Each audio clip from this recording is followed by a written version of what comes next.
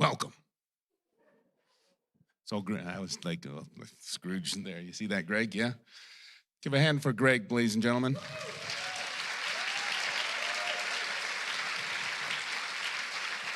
Let's get the festivities started. Greg, 1, 2, 3.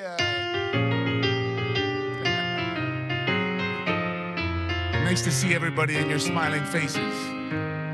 It's beginning to look a lot like Christmas everywhere you go. Take a look in the 5 and 10, glistening once again with candy canes and silver lanes aglow. It's beginning to look a lot like Christmas, toys in every store. But the prettiest sight you'll see is the holly that will be out on your front door. Here you go, ready? A pair of hop-along boots and a pistol. Very good. Hopes of Janice and Jen, and Mom and Dad can hardly wait for school to start again. It's beginning to look a lot like Christmas everywhere you go. There's a tree in the Grand Hotel and one in the park as well. The sturdy kind that doesn't mind the snow. It's beginning to look a lot like Christmas. Soon the bells will start, and the prettiest Santa's carols that you sing right within your heart. Thank you, ladies and gentlemen. Welcome to A Christmas Carol. John Pentland, where are you?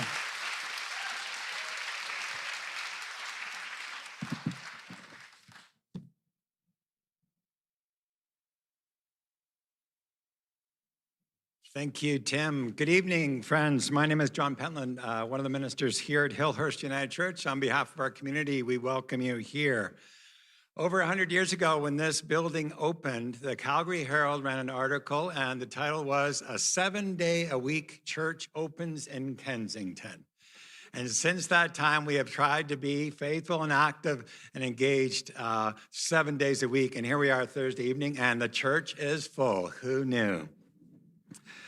We have 4 practices in this church. We seek to live hospitality. We hope that when you came in the doors this evening, you received refreshments. And we believe you got to eat and drink together, that we spend time, get to know each other, that our lives are changed, sharing our stories. Hospitality is important to us. I'm kind of worried that we gave you that hot drink because we only have 2 bathrooms.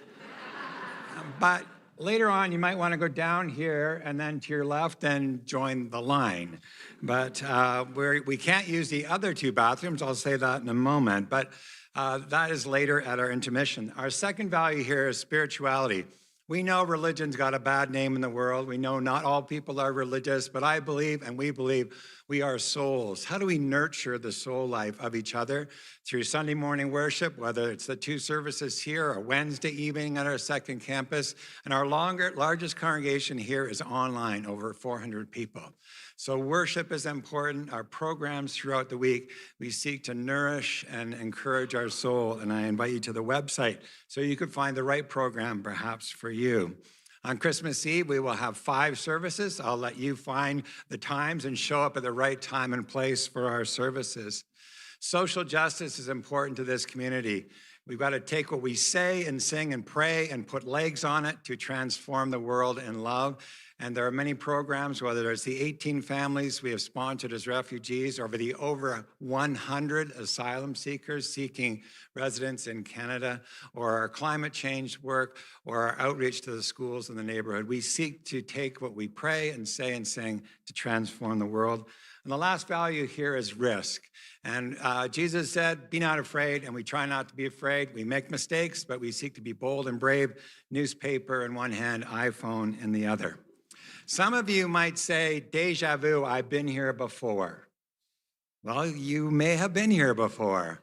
Last year at this time, a group of friends who we'll introduce in a moment came together to support this community in a Raise the Roof fundraiser.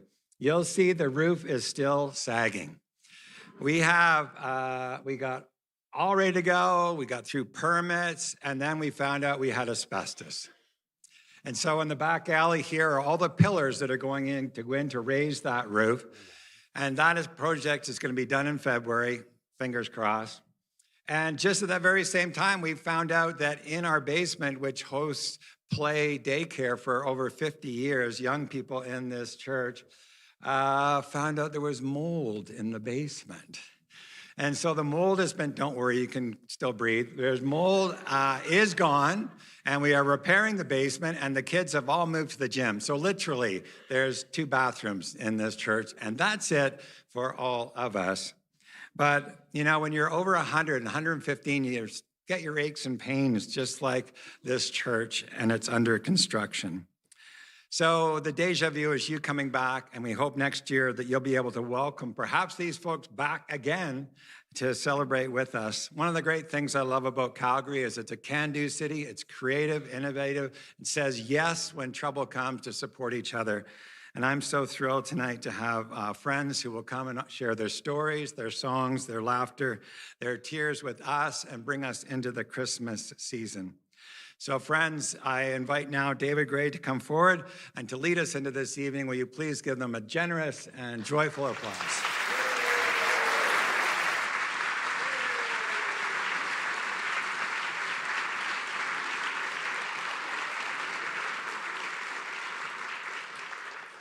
So we're back.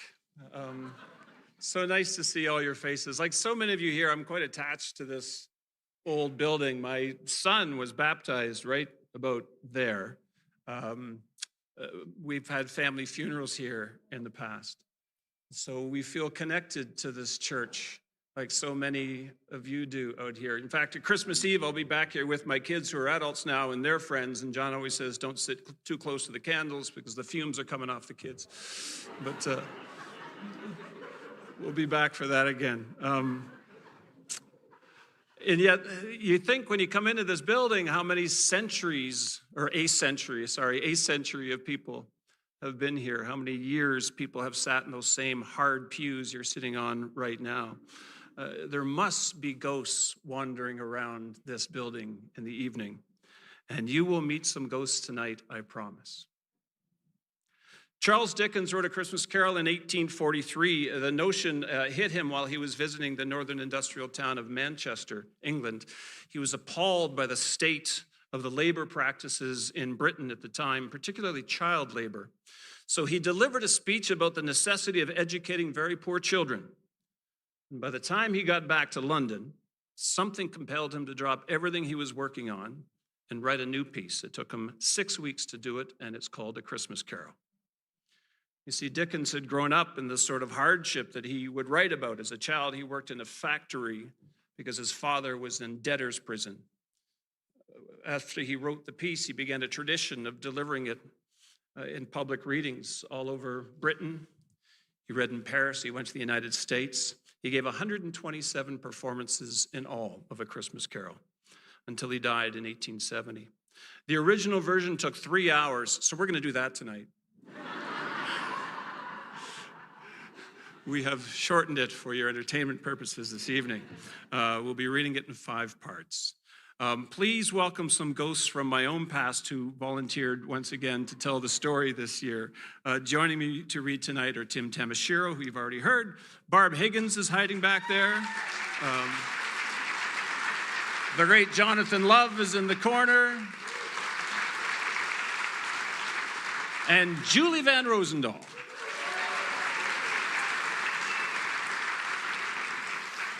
Of course, it wouldn't be Christmas without music. Tim will sing some more tunes for us tonight with our talented piano player, Greg Massey. My friends Wayne Immonen and Nuna Collins will also perform. Just wait to hear them if you haven't heard them before. And we're very lucky tonight to welcome Alberta's official artist in residence and arts ambassador, John Ward Hannam, is with us again this year.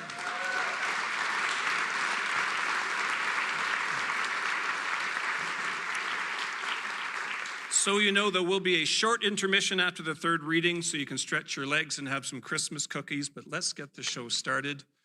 Wayne Immonen and Nuna Collins.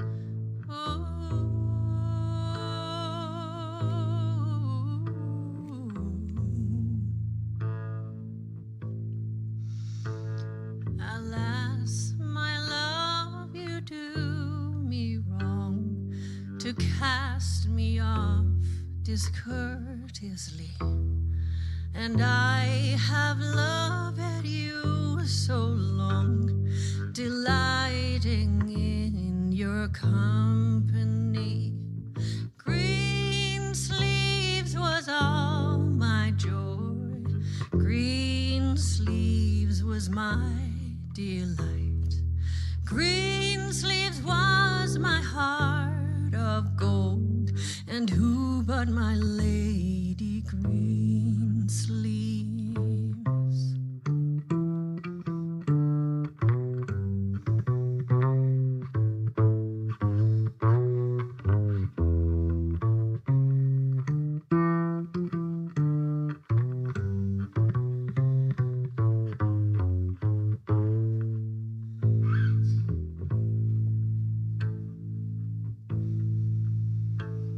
I have been ready at your hand to grant whatever you would crave. I have both wagered life and lend your love and goodwill for to have. Green sleeves was all my joy, green sleeves was my delight. Green sleeves was my heart of gold, and who but my lady green sleeves?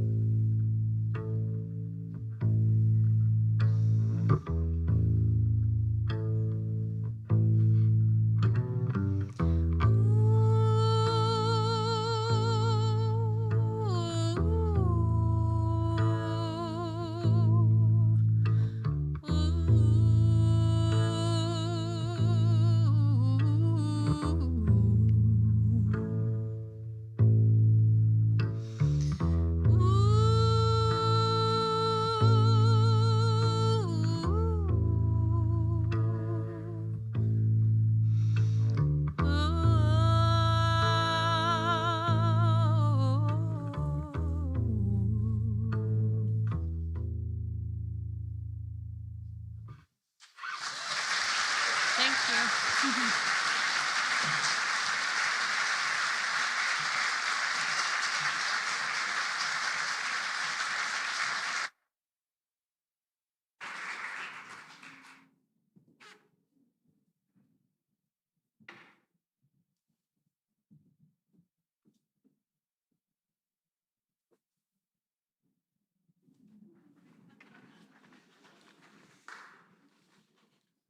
Marley was dead, to begin with.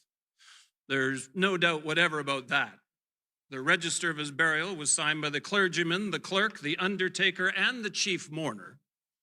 Scrooge signed it, and Scrooge's name was good for anything he chose to put his hand to. Old Marley was as dead as a doornail.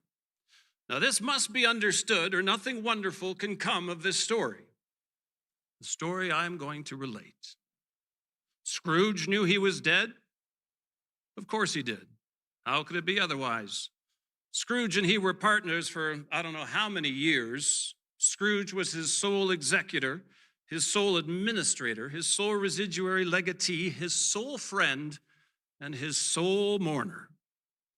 Scrooge never painted out old Marley's name, however. There it yet stood, years afterwards, above the warehouse door, Scrooge and Marley. The firm was known as Scrooge and Marley. Sometimes people knew to call the business Scrooge, and sometimes they called it Marley. Scrooge answered to both names. It was all the same to him. Oh, but he was a tight-fisted hand at the grindstone, was old Scrooge. A squeezing, wrenching, grasping, clutching, covetous old sinner. Nobody ever stopped him in the street to say with gladsome looks, "My dear Scrooge, how are you? When will you come to see me?" No beggars implored him to bestow a trifle. No children asked him what it was o'clock. No man or woman ever once in all his life inquired the way to such and such a place of old Scrooge. Even dogs appeared to know him, and when they saw him coming on, would lead their owners away as if to say, "Avoid that evil eye, good master."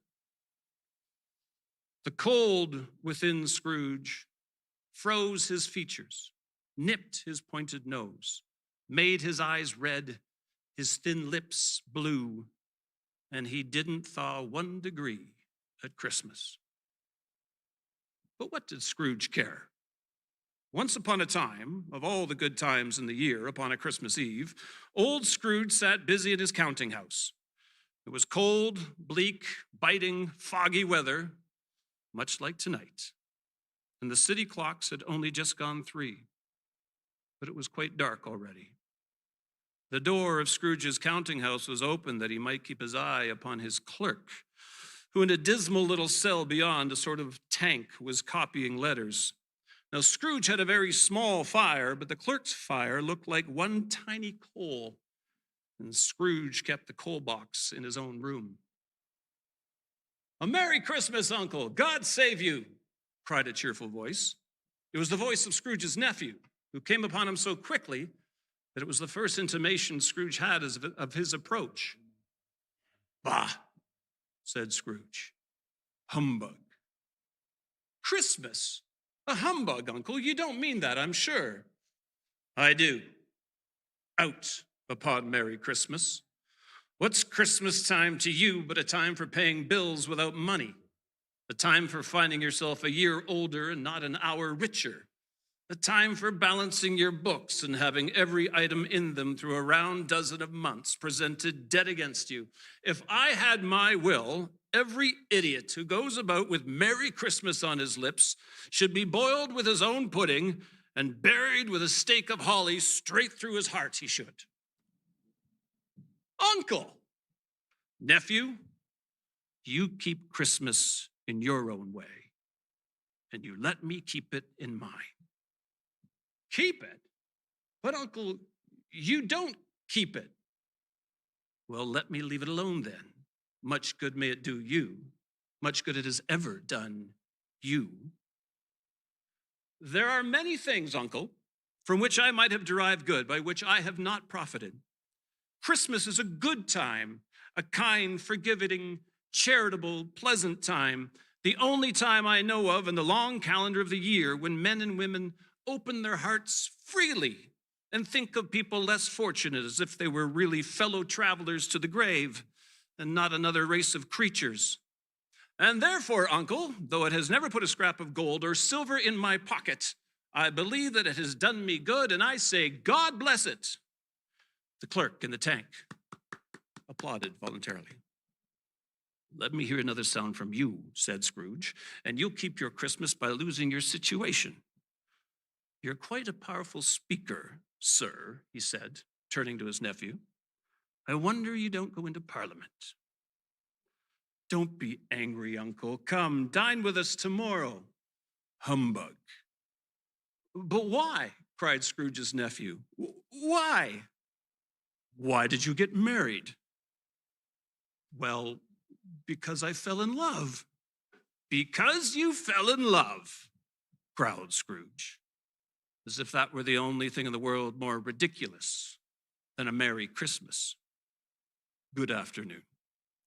I want nothing from you. I ask nothing of you. Why cannot we be friends, Uncle?"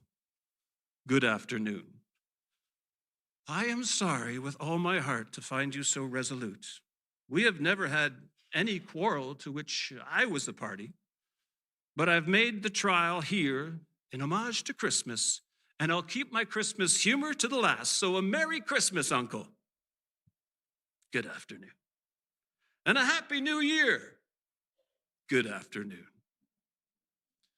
His nephew left the room without an angry word, notwithstanding. The clerk, in letting Scrooge's nephew out, had let 2 other people in.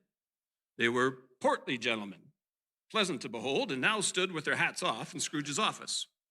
They had books and papers in their hands, and they bowed to him. "Scrooge and Marley's, I believe," said one of the gentlemen, referring to his list. "Have I the pleasure of addressing Mr. Scrooge or Mr. Marley? Mr. Marley has been dead these 7 years. He died 7 years ago, this very night.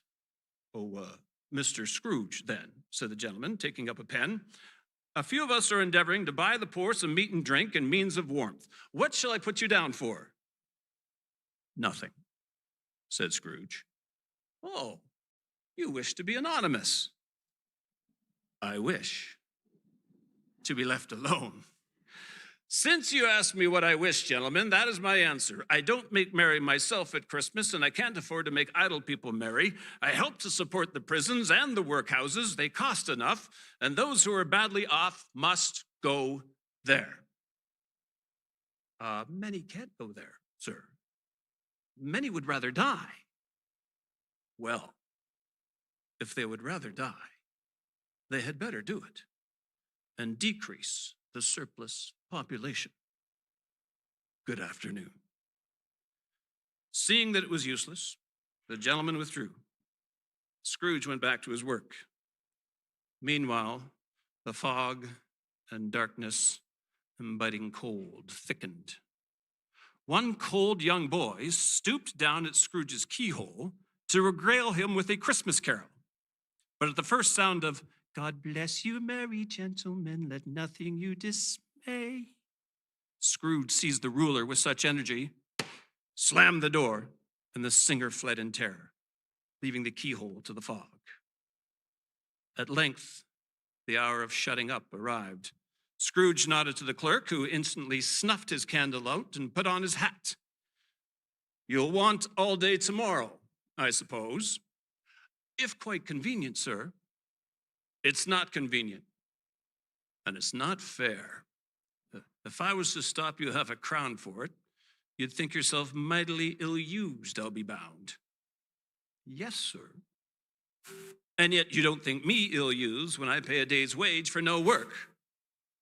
"It's only once a year, sir. A poor excuse for picking a man's pocket every 25th of December. But I suppose you must have the whole day. Be here all the earlier the next morning." The clerk promised that he would, and Scrooge walked out with a growl. The office was closed in a twinkling, and the clerk, with his scarf wrapped around him, fled out into the cold and whizzed down a snow slide at the end of a lane, not once but 20 times, in honor of it being Christmas Eve, then ran home just as hard and fast as he could pelt.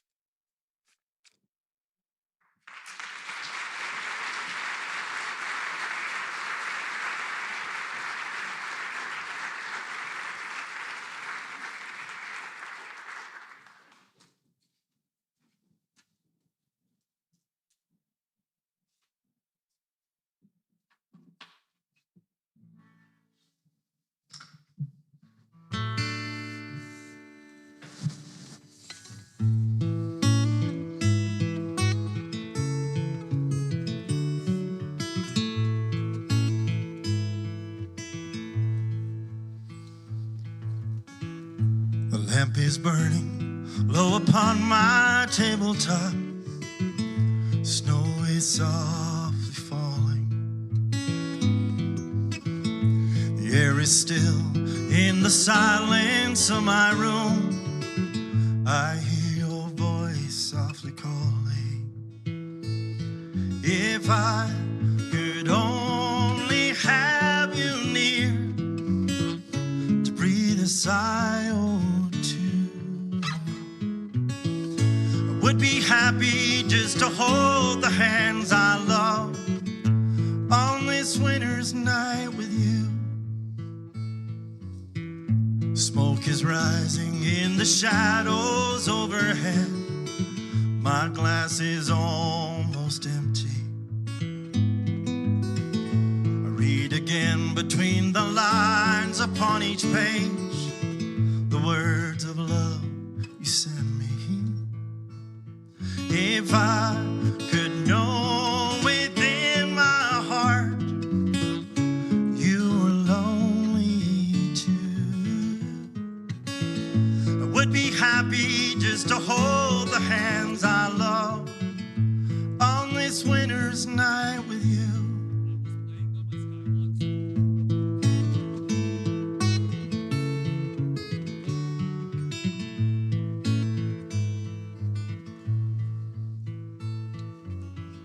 fire is dying now, my lamp is growing dim. Shades of night are lifting.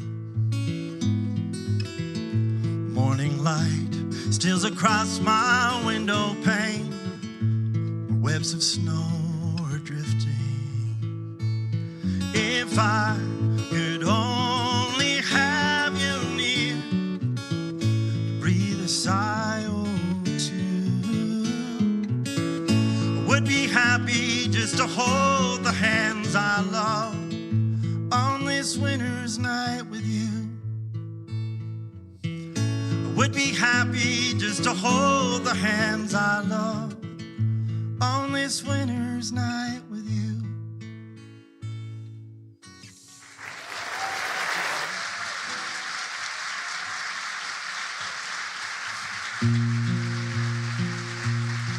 Thanks, everybody.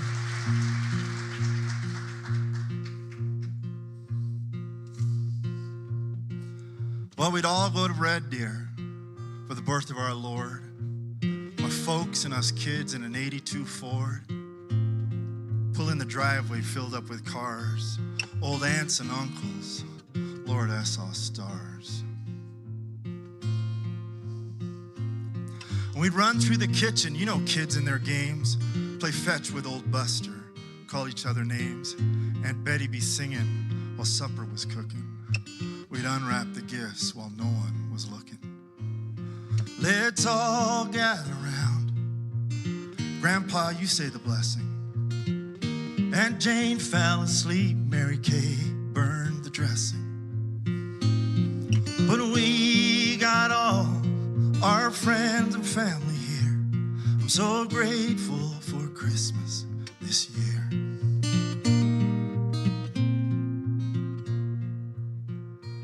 Well, this year we're in Calgary. Hey, let's get together. Check out this snow. Can you believe this weather? Who's gonna be here? I know Uncle Frank can't make it, and since Grandpa died, I don't think Nana can take it. And this sweater don't fit, and the pie don't taste right, and Dad and the TV are starting a fight. I wish I had a drink, maybe a dozen. Lord, what I wouldn't give for one good-looking cousin. Let's all gather round. Dad, you say the blessing. Aunt Jane fell asleep. Mary Kay forgot the dressing. But we got all our friends and family here. I'm so grateful for Christmas this year.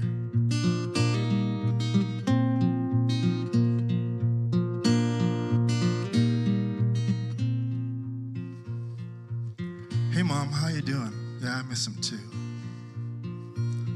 No, those lights don't make your hair look blue. And the cousins ain't coming, and John's overseas. My wife loves her folks, I guess, more than she loves me. But the ladies from the church, they said they'd stop by. I brought you this picture of him, Mama. Don't cry.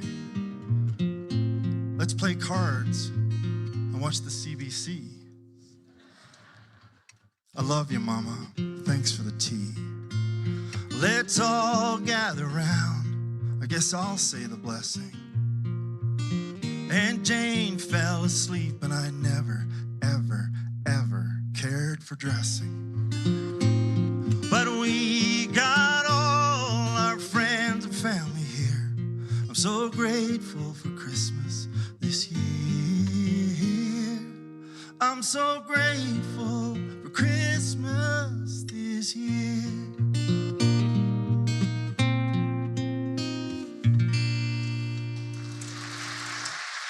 Thank you very much.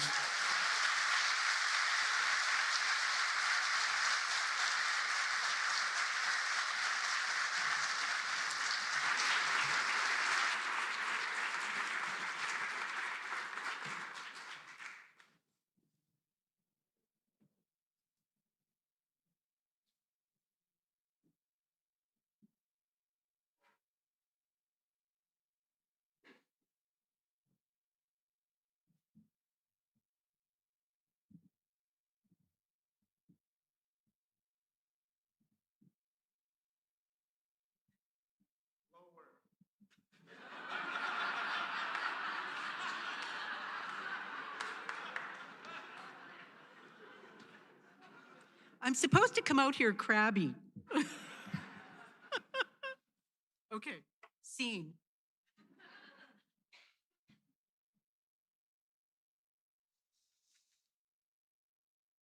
Scrooge took his usual melancholy dinner at his usual melancholy tavern, and having read all the newspapers and checked his banker's book, went home to his gloomy house. The yard was dark, and fog and frost hung all about.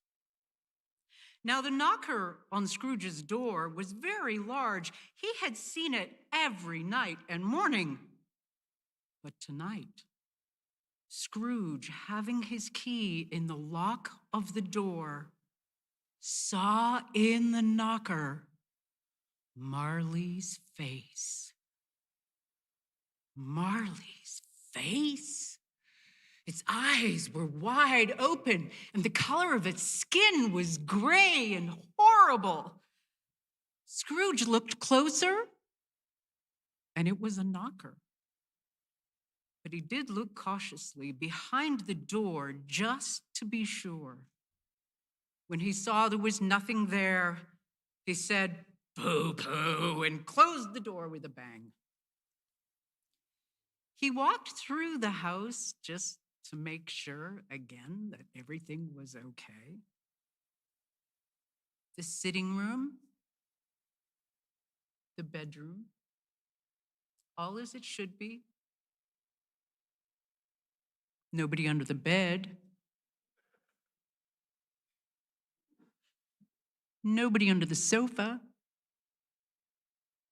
Nobody under the table or in the closet. Returning to his door, Scrooge double locked and bolted the door. Scrooge settled in for the night. It had been cold outside. He was home. He could relax.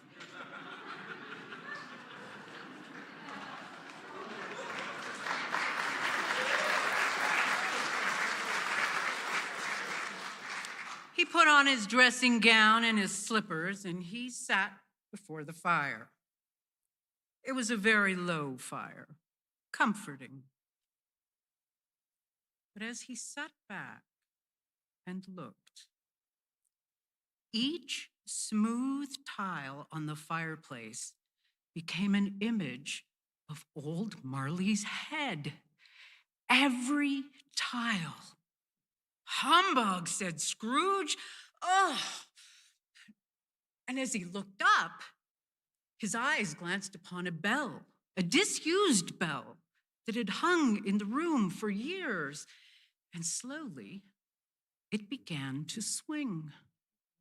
Softly at first, but then it started to ring loudly. And all the bells in the house rang loudly and clamoring. It seemed an hour before the bells finally quietened. And then he heard a clanking sound deep down below, as if some person were dragging a heavy chain. He heard the cellar door fly open.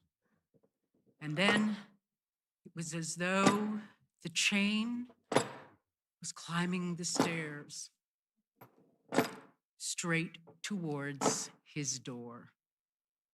"Humbug," said Scrooge.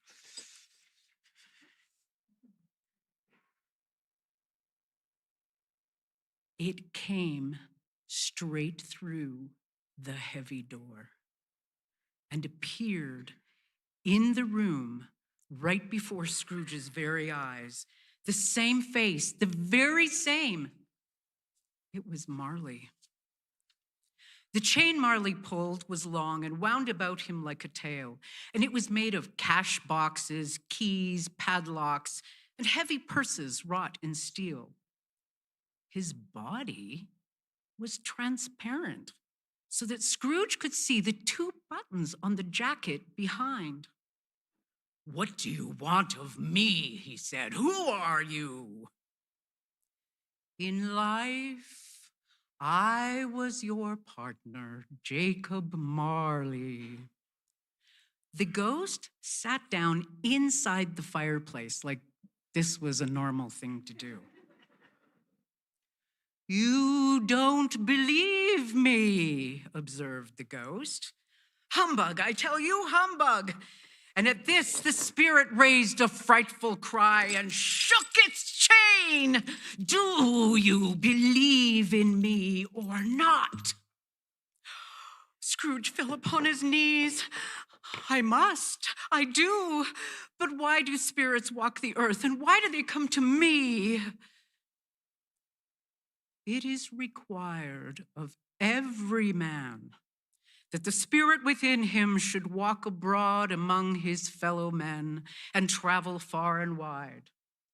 And if that spirit goes not forth in life, it is condemned to do so after death.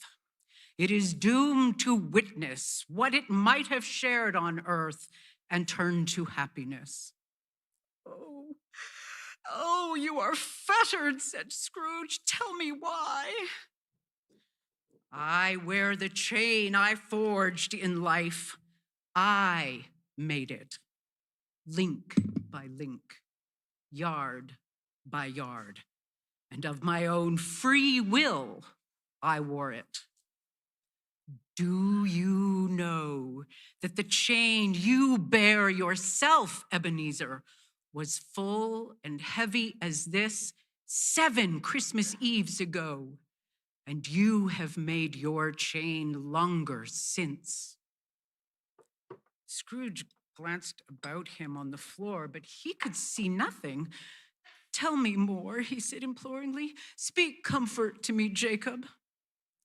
"I have no comfort to give," the ghost replied. "But you were always a good man of business, Jacob."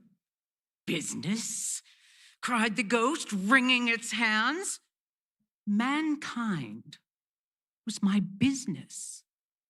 The common welfare was my business. Charity, mercy, and benevolence were all my business. I am here tonight to warn you that you have yet a hope of escaping my fate, Ebenezer. You will be haunted by 3 spirits. Oh, I think I'd rather not," said Scrooge. "Expect the first tomorrow when the bell tolls 1. Expect the second on the next night at the same hour, and the third upon the next night when the last stroke of 12 has ceased to vibrate." And when the ghost had finished his words, the window raised itself, and the specter floated out upon the bleak, dark night. Scrooge looked out. The air was filled with phantoms wandering hither and thither and moaning as they went, and every one of them wore chains like Jacob Marley. When the phantoms and the ghosts and the voices fade away, Scrooge closed the window. He examined the door by which the ghost had entered, and it was double locked, as he had locked it with his own hands, and the bolt was undisturbed. He tried to say humbug, but he stopped at the first syllable. He went straight to bed without undressing and fell asleep on the instant.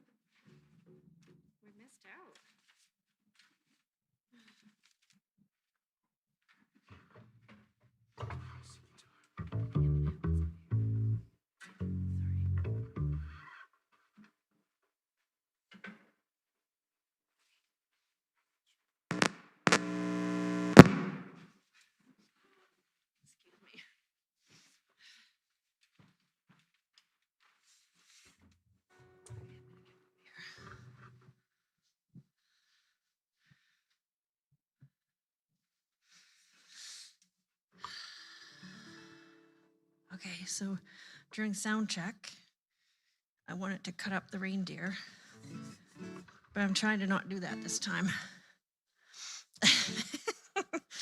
It's cutting down trees, putting up reindeer. That's kind of hard, right? You know what song it is now? I'll do my best. I like animals.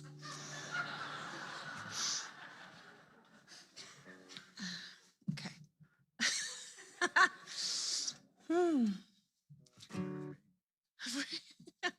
I'll play with you.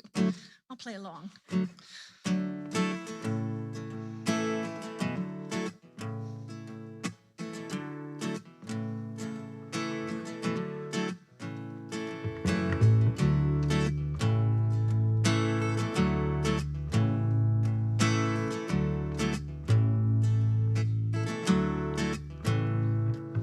It's coming on Christmas, cutting down trees, putting up reindeer and singing songs of joy and peace. Oh, I wish I had a river I could skate away on.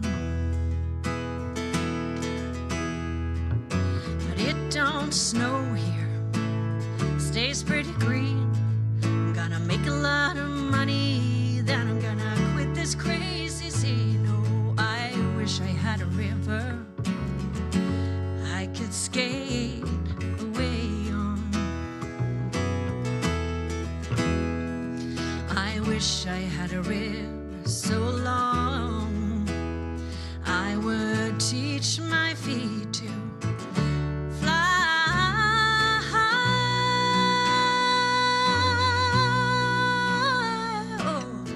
wish I had a river I could skate away on. I made my baby cry.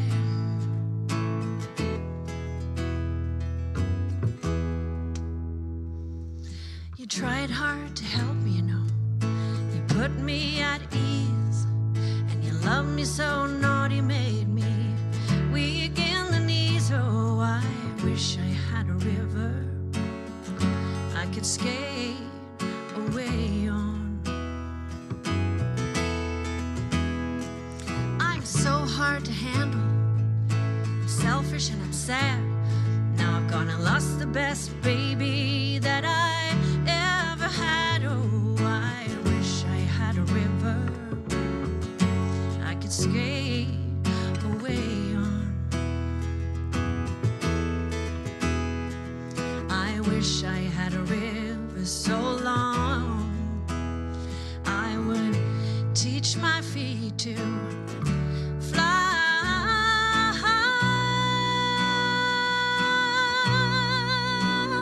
Whoa. Wish I had a river I could skate away on. I made my baby say goodbye.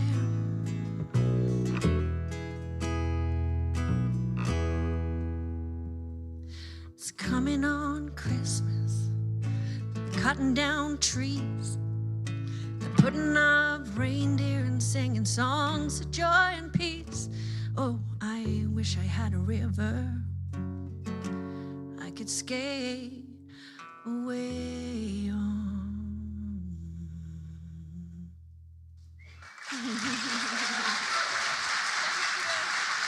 Thank you.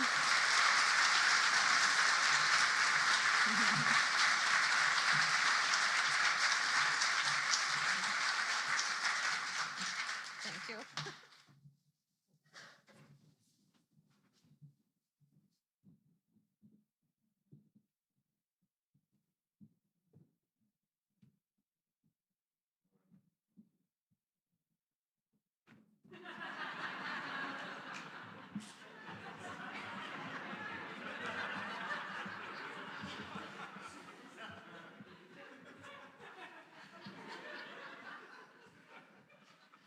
Here's your scarf.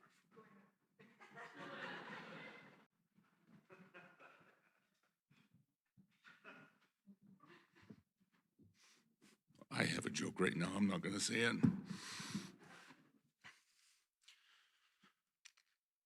When Scrooge awoke, it was so dark that looking out of bed, he could scarcely distinguish the transparent window from the opaque walls of his chamber, until suddenly the church clock tolled a deep, dull, hollow, melancholy 1. Light flashed up in the room upon the instant, and the curtains of his bed were drawn aside, I tell you, by a hand, and Scrooge himself, face to face with an unearthly visitor who drew them as close as I am standing to you right now. And it was a strange figure, like a child, or like an old man diminished to the size of a child's proportion.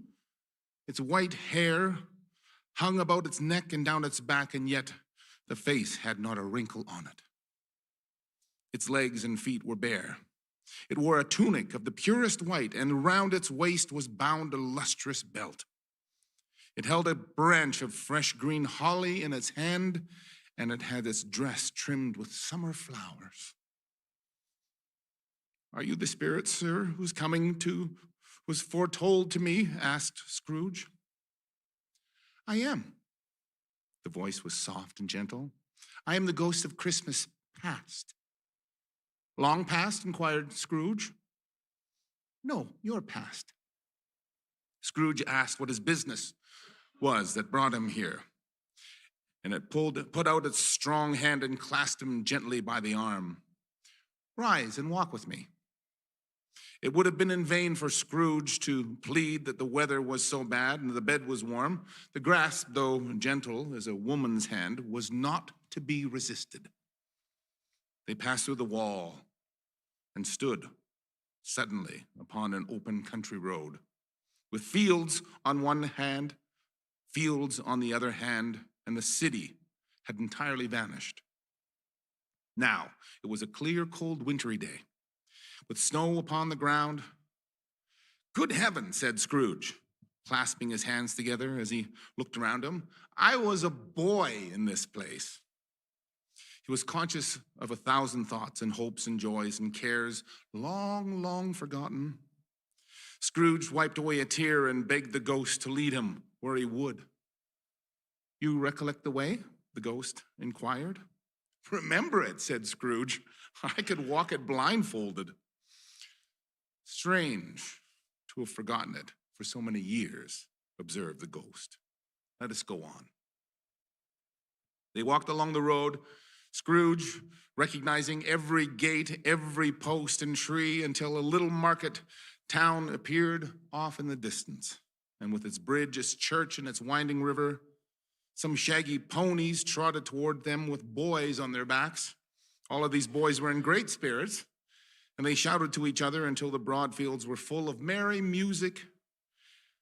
These are but the shadows of things that have been, said the ghost. They have no consciousness of us.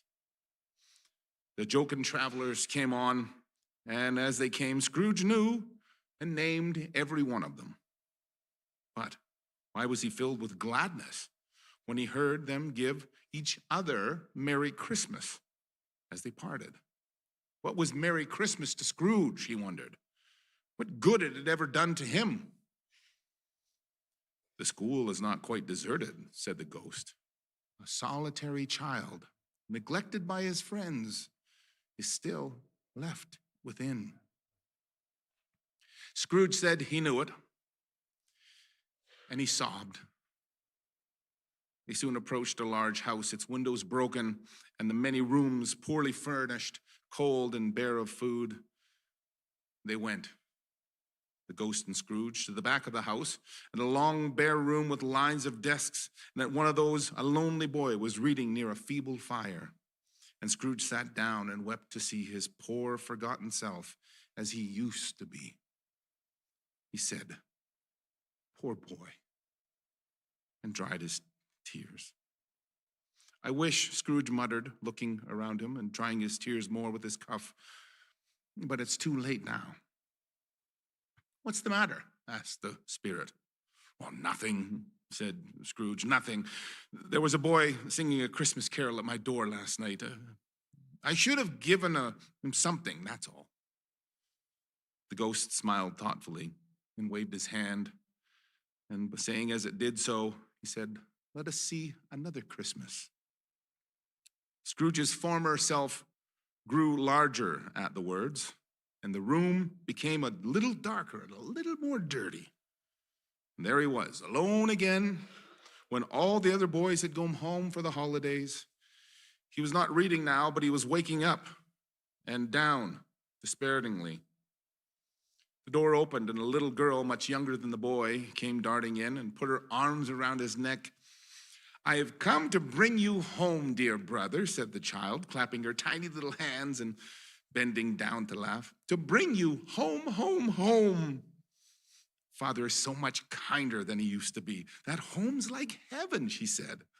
I asked him once more if you could come home, and he said, yes, you should. And he sent me in a coach to come find you. And you never come back here. You will never come back here. But first, we'll all be together at Christmas, long and have the merriest time in the world. And she began to drag him in her childish eagerness toward the door. Always a delicate creature, said the ghost. But she had an enlarged heart. So she had, said Scrooge. You're right, spirit. She died a woman, said the ghost, and had, I think, one child, your nephew? Scrooge seemed uneasy in his mind and answered briefly, yes. Although they had but a moment left the school behind them, they were now in the busy thoroughfares of a city. Here, too, it was Christmas time again, but the evening had dawned, had landed, and the streets were lighted up. The ghost stopped at a certain warehouse door and asked Scrooge if he knew it. Know it? Scrooge said. I was apprenticed here. And they went in. The sight of an old man in a Welsh wig sitting behind a high desk, Scrooge cried in great excitement, why, it's old Fezziwig. Bless his heart, it's Fezziwig, alive again. And old Fezziwig laid down his pen and looked up at the clock, which pointed at the hour of 7, and he rubbed his hands and called out in a rich, jovial voice, yo-ho there, Ebenezer and Dick. Scrooge's former self, now a young man, came briskly in, accompanied by his fellow apprentice. Yo-ho, my boy, said Fezziwig. No more work for tonight. Christmas Eve, Dick, Christmas, Ebenezer, cried old Fezziwig, skipping down from the high desk. Clear away all this, lads. Let's make room here. And it was done in a minute, and the floor was swept, and the lamps were trimmed, and fuel was heaped upon the fire, and the warehouse became a snug, warm, bright ballroom. And in came a fiddler with his music book. In came Mrs. Fezziwig and the 3 Miss Fezziwigs, beaming and lovable. And in came all the young men and women who enjoyed and employed in the business, the housemaid, the baker, the cook, and the milkman. And away they all went, 20 couples at once, all dancing and having a great time. There were dancing and games and more dances, and there was cake. And there was a great piece of cold roast beef. And there was mince pies and plenty of ale. And when the clock struck 7, this domestic ball broke up. Mr. and Mrs. Fezziwig took their stations, one on each side of the door, and shaking hands with every person individually as he or she went out, wished them a Merry Christmas. And during the whole time, Scrooge had acted like a man out of his wits. He remembered everything, enjoyed everything. It was not until now that he remembered the ghost and became conscious that it was looking upon him.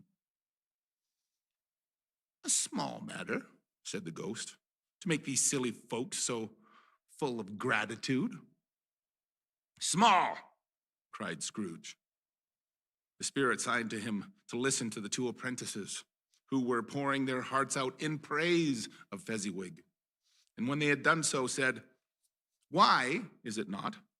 He has spent but a few pounds of your mortal money, 3 or 4 perhaps. Is it so much that he deserves this praise?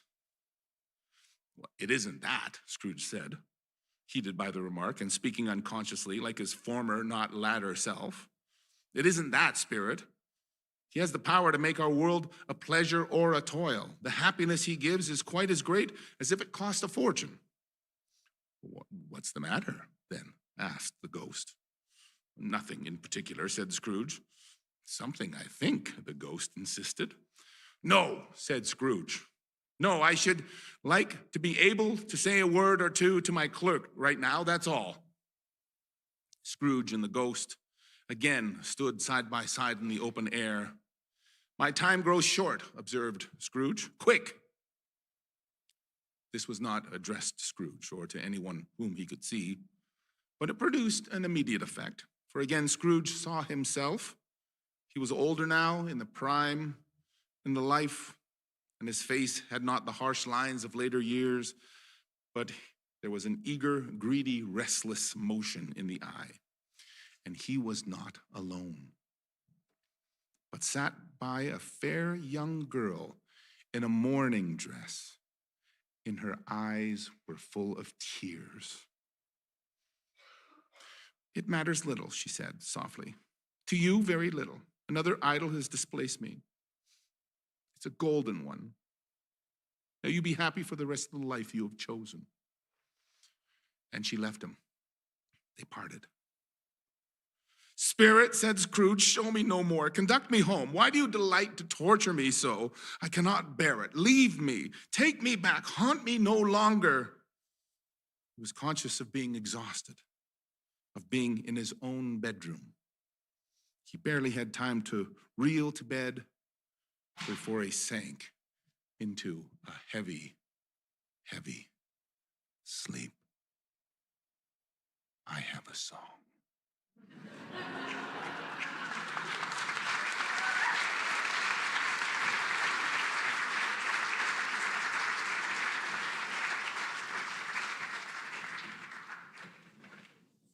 Rather apropos, I would say, for this particular point in the festivities. And David Gray asked me specifically if I would sing this song, which is perfect. And it turned out that Greg and I had 7 seconds to rehearse it, so let's see what happens. Here we go.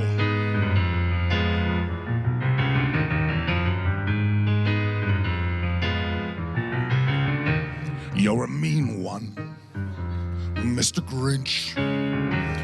You really are a heel, and you're as cuddly as a cactus. You're as charming as an eel, Mr. Grinch. You're a bad banana with a greasy black peel. Oh, yeah. And you're a monster, Mr. Grinch. And your heart's an empty hole, and your brain is full of spiders. You have garlic in your soul, Mr. Grinch. And I wouldn't touch you with a 39.5-foot pole.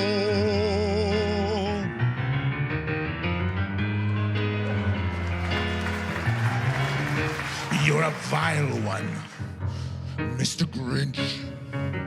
You have termites in your smile. You have all the tender sweetness of a seasick crocodile, Mr. Grinch. And given the choice between the two of you, I choose the seasick crocodile.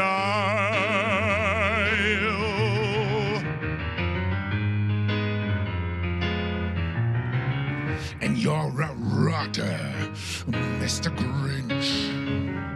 You're the king of sinful sots, and your heart's a dead tomato splotch with moldy purple spots, Mr. Grinch. You're a 3-decker sauerkraut and total sandwich with arsenic sauce, and your soul is an appalling dump heap overflowing with the most disgraceful assortment of rubbish imaginable, all mangled up and tangled up in knots. And the 3 words that best describe you are as follows, and I quote, stink, stank, and stunk.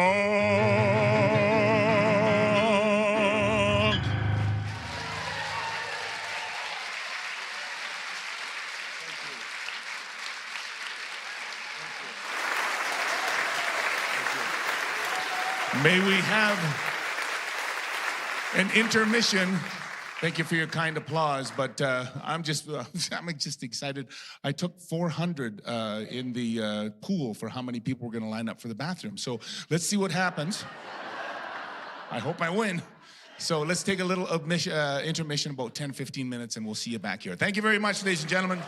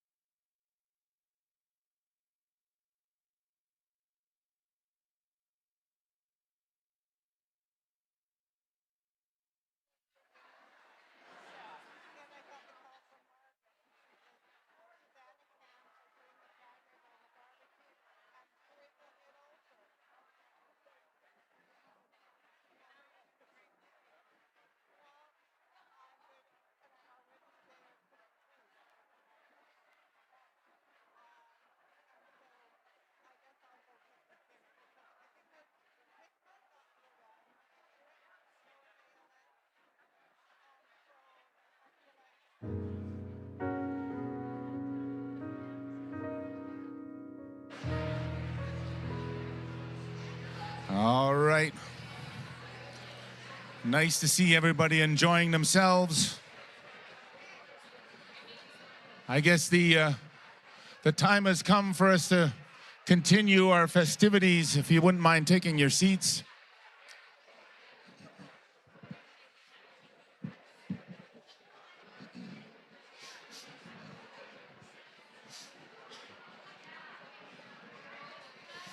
Oh, you're so cheerful. It's lovely. Everybody's got such nice smiles, rosy cheeks.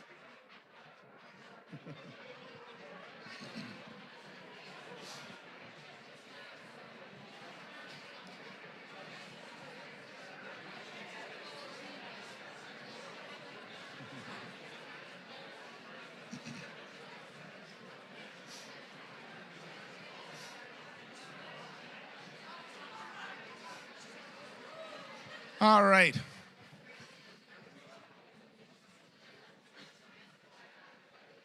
How'd we do on the poll? How'd we do on the pool? Yeah? That's good? Did we have a winning number? 72, you say, David. 72. Is it 72 or 74? It's all good. Start things off with a little holiday song here. If you want to sing along, you certainly can. I don't know if the words are going to be up there on the screen, but this is my favorite holiday song to sing, written by Mel Torme during a scorching August in New York, as a matter of fact. And it's just a beautiful song. And you're seeing something very sad, a singer with a cold singing the Christmas song.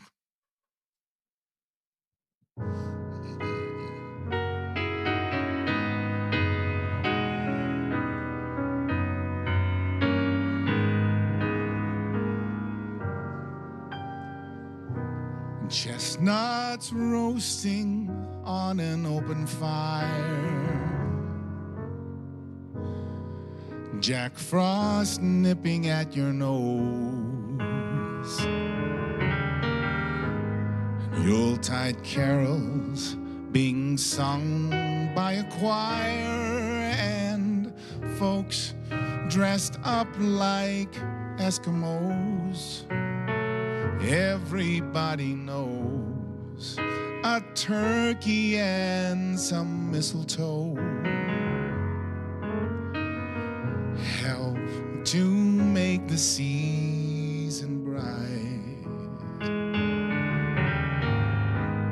This tiny tot with her eyes all aglow will find it hard to sleep tonight.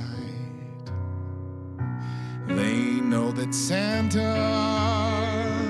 is on his way. He's loaded lots of toys and goodies on his sleigh. And every mother's child is gonna spy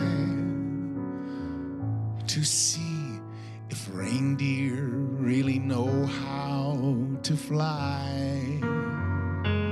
And so I'm offering this simple phrase to kids from 1 to 92. Although it's been said many times in many ways, Merry Christmas to you.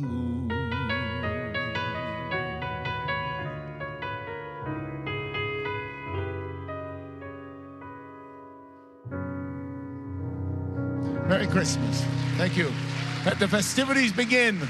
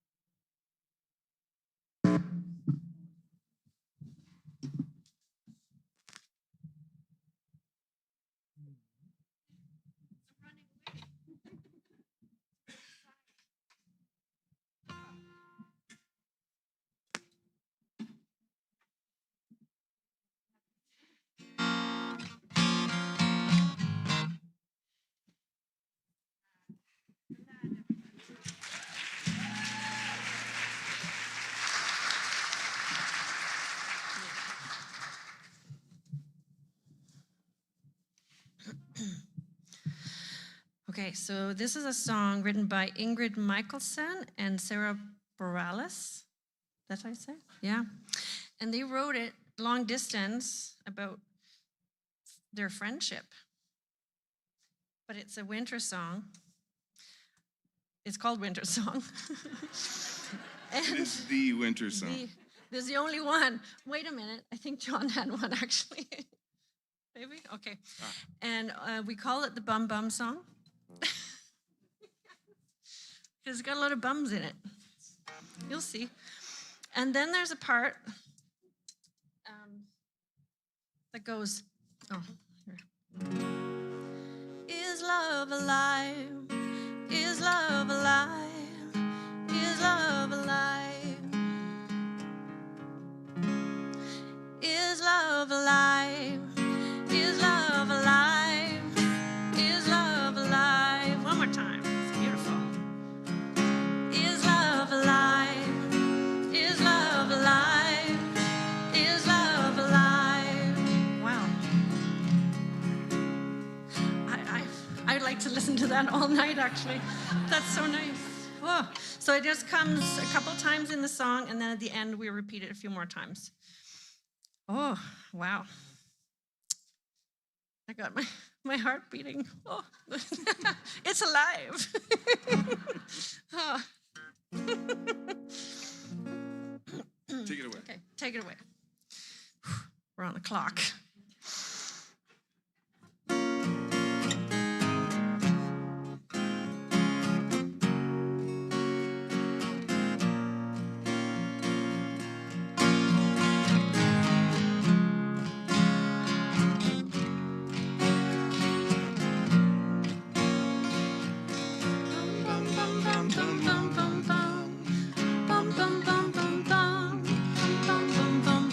See the bums?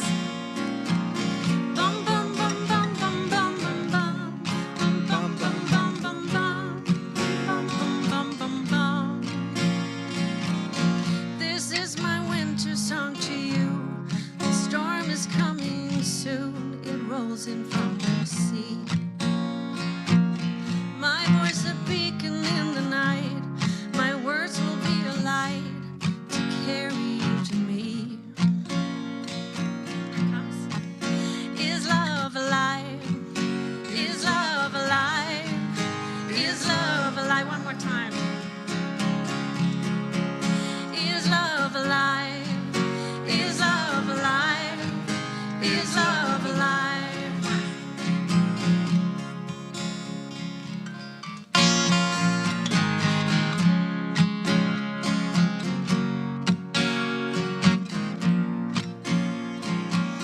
They say that things just cannot grow beneath the winter snow, or so I have been told. They say we're buried far, just like a distant star I simply cannot hold. Here it comes. Is love alive? Is love alive?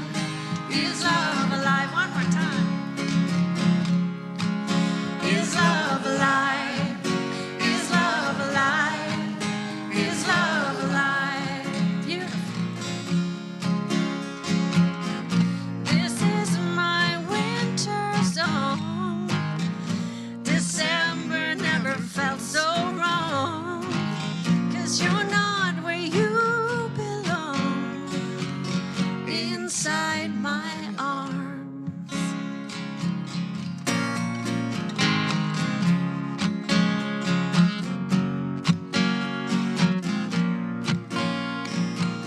Bum bum bum bum bum bum bum bum bum bum bum bum bum bum bum bum. One more time. Bum bum bum bum bum bum bum bum bum bum bum bum bum bum bum bum bum. I still believe in summer days. The seasons always change, and life will find a way. I'll be your harvester of light and send it out tonight so we can start again. Here it comes. Is love alive? Yes, it is. Is love alive? Is love alive?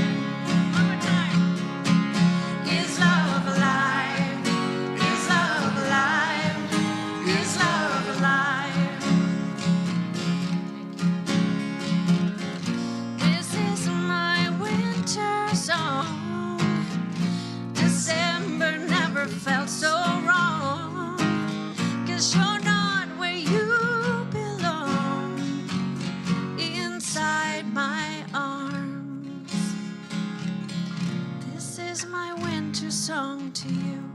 The storm is coming soon. It rolls in from the sea. My lover beacon in the night. My words will be your light to carry you to me. Is love alive? Is love alive? Is love alive? Is love alive? Is love alive? Is love alive? Again.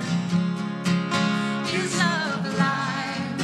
Is love alive? Is love alive? Okay, last time. Is love alive? Is love alive?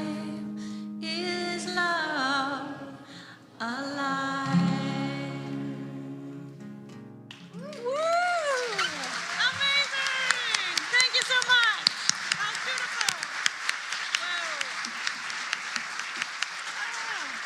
Yay. Okay. Thank you.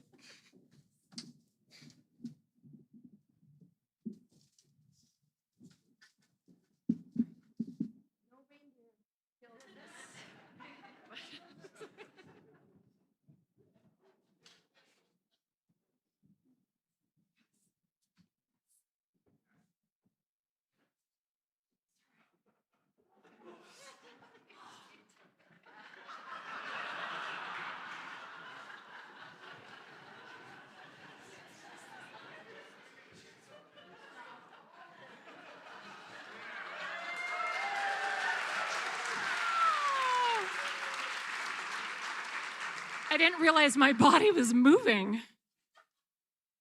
Okay, don't laugh. I pilfered the back of my Christmas tree to make my head wreath. I'm not sure it reflects the bounty of the ghost of Christmas present. It's $12 worth of plastic fruit from Dollarama, held together by hot glue and wire.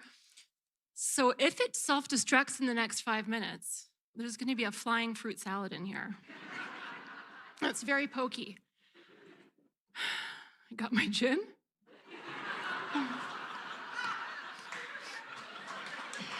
Ready? Good afternoon. I have to channel my inner Barb Higgins. Scrooge waited the bell again. Now, when the bell struck 1, a quarter of an hour went by, yet nothing came. At last, he began to notice a ghostly light coming from the adjoining room. He shuffled his slippers to the door. A strange voice called him by his name and bade him enter. It was his own room, but the walls and ceiling were hung with berries, holly, mistletoe, and ivy, and a mighty blaze went roaring up the chimney. I guess that last ghost cleared out. That sat in the chimney? Have you been listening to the story? Because I have.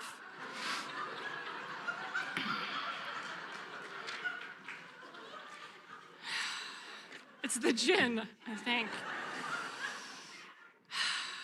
And heaped up on the floor to form a kind of throne were turkeys, geese, sausages, mince pies, plum puddings, red hot chestnuts, apples, oranges, pears, cakes, and seething bowls of punch, which I noted last year are all things I've made for David Gray in the studio in the past. And they all had lentils in them. And he loved them. He's shaking his head, but he loved them all, especially the seething bowls of punch. Upon this food couch, I need a food couch. To be fair, I promise I will read this, I promise. To be fair, all couches are food couches, but this was like an actual food couch. There sat a jolly giant who bore a glowing torch and held it high up to shed its light on Scrooge as he came peeping around the door. "Come in," exclaimed the ghost. "Come in and know me better, man." Scrooge entered timidly and hung his head. Though the spirit's eyes were clear and kind, he did not want to meet them. I am the ghost of Christmas present, said the spirit. Look upon me. Scrooge reverently did so. It was clothed in a simple green robe, bordered with white fur. Its feet were bare, and on its head it wore a holly wreath with icicles. Its dark brown curls were long and free as its cheery voice and its joyful air. You have never seen the likes of me before, said the spirit. Spirit, said Scrooge, conduct me where you will. I went forth last night and I learned a lesson which is working now. Tonight, if you have aught to teach me, let me profit by it. Touch my robe. Scrooge did as he was told, and he held it fast. Feast, fire, room, food couch, all vanished instantly. I like to think that they ate it first. And they stood in the city streets on a snowy Christmas morning. The sky was gloomy, and yet there was an air of cheerfulness abroad like a summer day. They went on, invisible, into the suburbs of the town. The good spirit led him straight to Scrooge's clerks, holding to his robe, and on the threshold of the door, the spirit smiled and stopped to bless Bob Cratchit's dwelling. Think of that. Bob had but 15 shillings a week himself, and yet the ghost of Christmas present blessed his 4-room house, way out in Tuscany.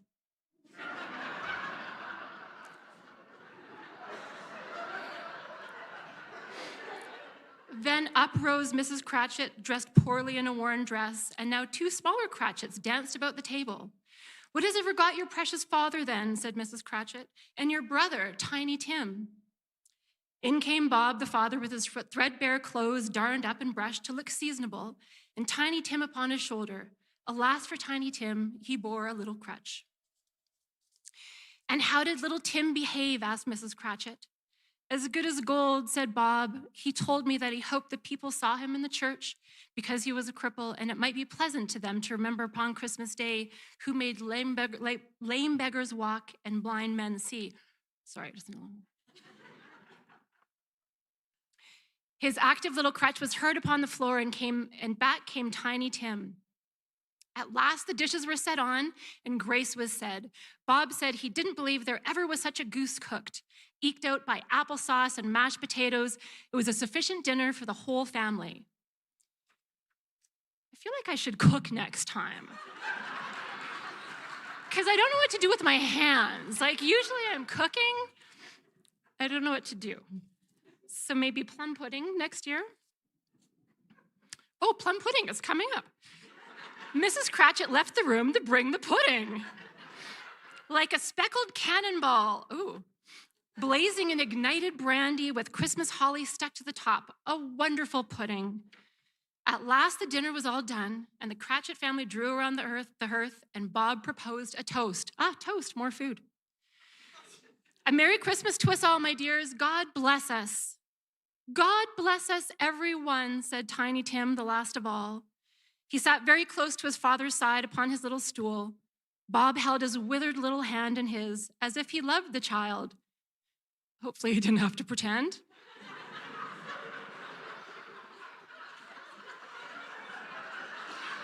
Love you. As if he loved the child and wished to keep him by his side and dreaded that he might be taken from him. Spirit, said Scrooge with an interest he had never felt before, tell me Tiny Tim will live. Tell me if Tiny Tim will live. I see a vacant seat, replied the ghost, in the poor chimney corner, and a crutch without an owner. If these shadows remain unaltered by the future, the child will die. This got dark really fast. No, no, said Scrooge. Oh, no, kind spirit, say he will be spared. If these shadows remain unaltered by the future, he will die this year, repeated the ghost. What then? If he was to die, he'd better do it and decrease the surplus population. Scrooge, that wasn't a funny part. The serious. I like having these readers to look over. Scrooge hung his head to hear his own words quoted by the spirit. He bent before the ghost and trembling cast his eyes upon the ground, but he raised them speedily upon hearing his own name. Mr. Scrooge, toasted Bob, I give you Mr. Scrooge, the founder of the feast. The founder of the feast indeed, cried Mrs. Cratchit. I should be doing British accents. I didn't even think of that. Oops. Oh, sorry, that'll be Jonathan. Yes, he'll be doing. Yeah, do it now? Oh, no, don't make me do it. I think I had a nightmare about this once. Standing in front of an audience trying to do a Cockney accent. Mr. Scrooge, toasted Bob. Oh, no. The founder of the feast, indeed. That's not my accent. Cried Mrs. Cratchit, reddening. My dear, said Bob, the children, Christmas Day. We should really do it in Kermit the Frog voice. And Miss Piggy voice. That I could do. Hi-ya!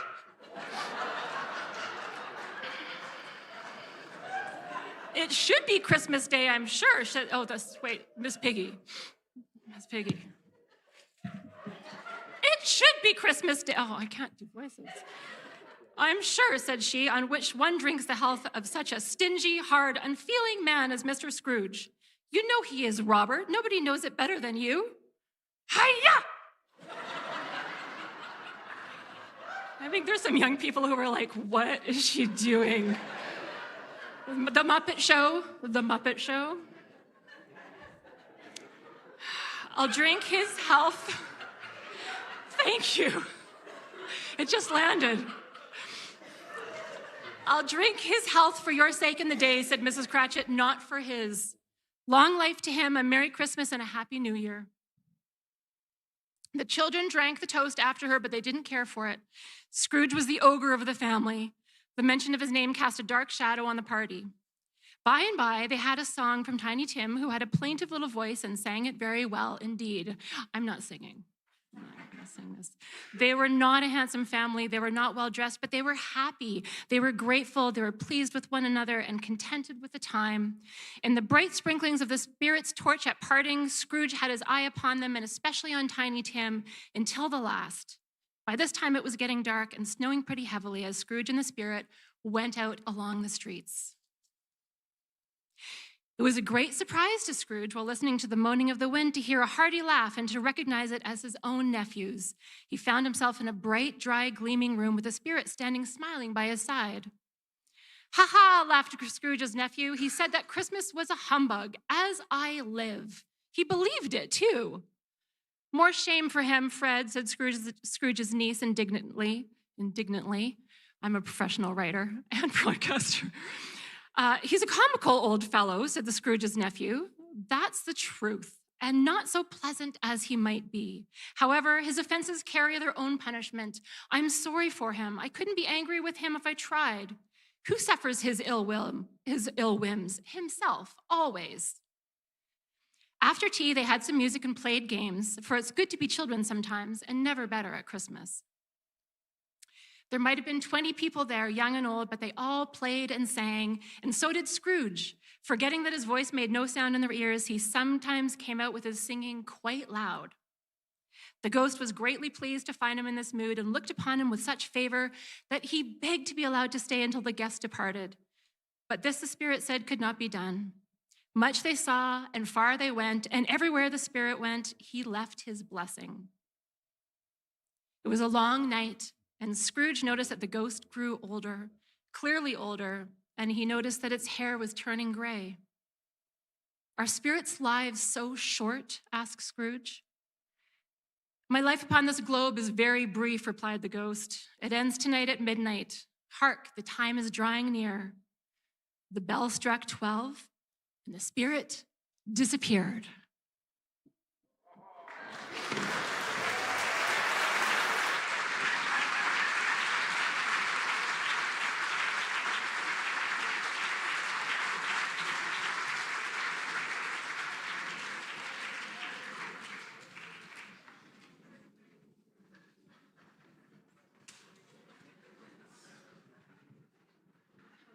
Julie Van Rosendaal, ladies and gentlemen. Yes.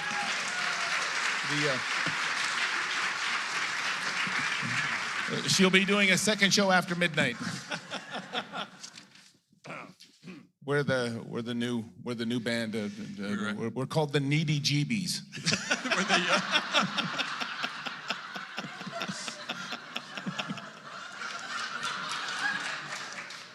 Perfect. I don't know what he could mean, right? Yeah.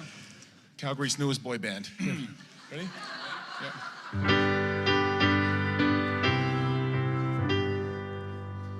We three kings of Orient are, bearing gifts we travels afar. Field and fountain, moor and mountain, following yonder star. Oh, star of wonder, star of light, star with royal beauty bright, westward leading, still proceeding, guide us to thy perfect light. Born a king on Bethlehem's plain, gold I bring to crown him again. King forever, ceasing never, over us all to reign. Oh, star of wonder, star of light, star with royal beauty bright, westward leading, still proceeding, guide us to thy perfect light. Frankincense to offer have I, incense owns a deity nigh. King forever, ceasing never, over us all on high. I sang your part. Oh, star of wonder, star of light, star with royal beauty bright, westward leading, still proceeding, guide us to thy perfect light. But wait, there's myrrh. Myrrh is mine, its bitter perfume breathes a life of gathering gloom, sorrow, sighing, bleeding, dying, locked in a stone cold tomb. Oh, star of wonder, star of light, star with royal beauty bright, westward leading, still proceeding, guide us to thy perfect light. Glorious now, behold him arise, King and God and sacrifice. Hallelujah, hallelujah, sounds through the earth and skies. Oh, everybody! Star of wonder, star of light, star with royal beauty bright, westward leading, still proceeding, guide us to thy perfect light.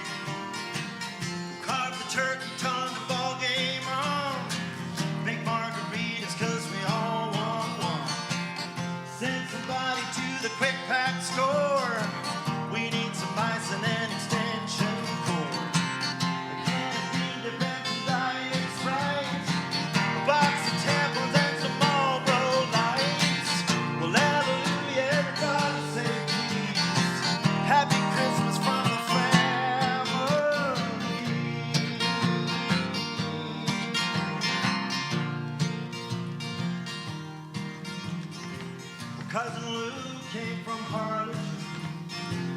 Not sure how I can tell. But when he tried to plug his motor home in, it blew our Christmas lights. Cousin Ken knew what went wrong. We all waited out on our front lawn. He drew the breaker and the lights came on, and we sang Silent Night. Oh, Silent Night.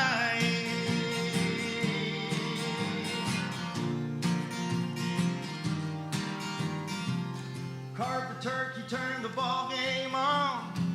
Make margaritas 'cause we all want one. Send somebody to the quick pack store. We need some ice and an extension cord. A can of deep beer and Diet Sprite. Box of Tampons and some Marlboro Lights. Well, hallelujah, everybody say cheese.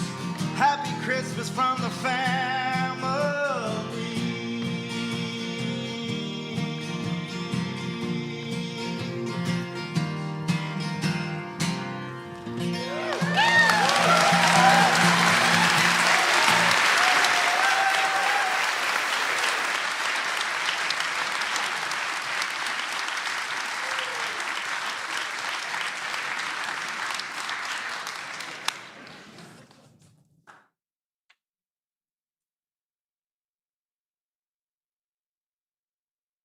Remembering the prediction of old Jacob Marley and lifting up his eyes, Scrooge beheld a solemn phantom, draped and hooded, coming like a mist along the ground towards him. The phantom slowly, gravely, silently approached. When it came near him, Scrooge bent down upon his knee, for in the air through which the spirit moved, it seemed to scatter gloom and misery. It was shrouded in a deep black garment, which concealed its head, its face, its form, and left nothing of it visible save one stretched hand. He knew no more, for the spirit neither spoke nor moved.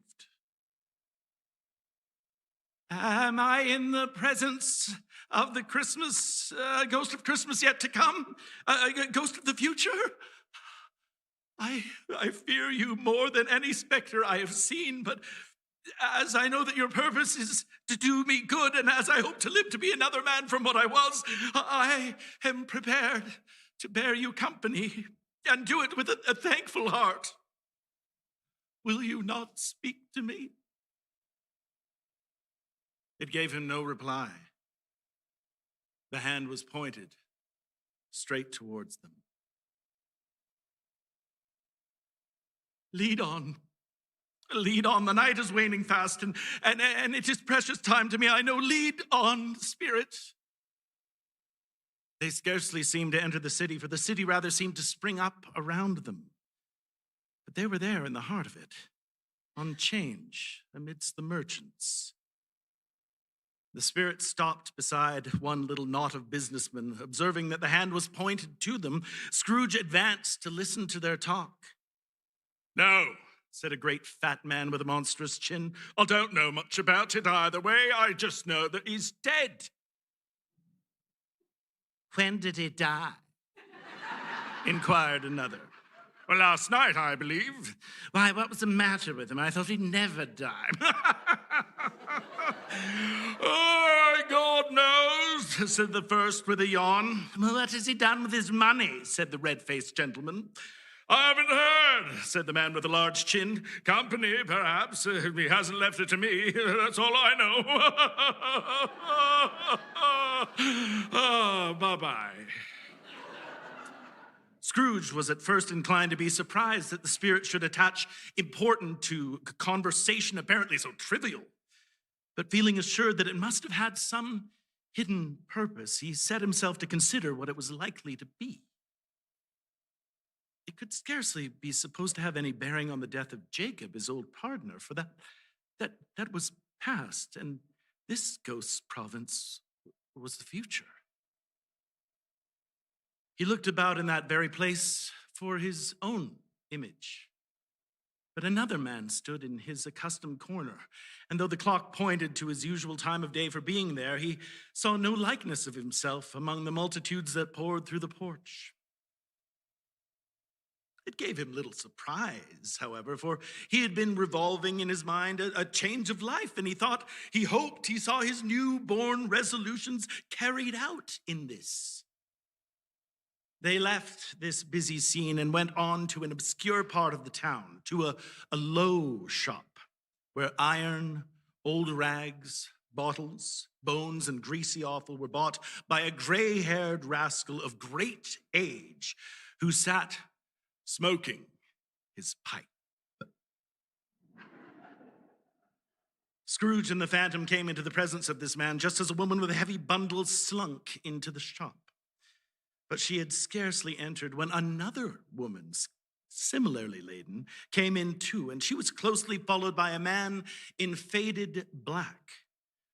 After a short period of blank astonishment in which the old man with the pipe had joined them, they all three burst into a laugh. "Let the chairwoman be alone the first," cried she who had entered first. "Let the laundress alone to be the second, and let the undertaker's man alone to be the third. Look here, old Joe, here's the chance. If we hadn't all three met here without meaning it, hey. You couldn't have met in a better place. You were made free of it long ago, you know. The other two ain't strangers. What have you got to sell, hey? What have you got?" "Half a minute's patience, Joe, and you'll see." "What odds, then? What odds, Mrs. Dilber?" said the woman. "Every person has a right to take care of themselves. He always did.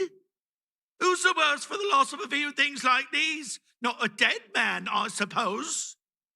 Mrs. Dilber, whose manner was remarkable for general agreement, said, "No, indeed, ma'am."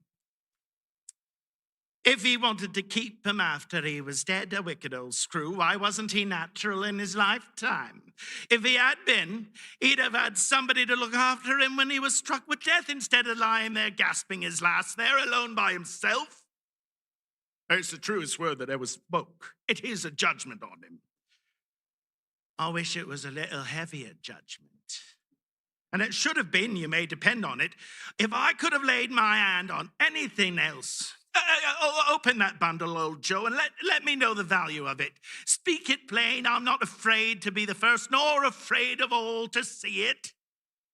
Joe went down on his knees for the greater convenience of opening the bundle and dragged out a large and heavy roll of some dark stuff.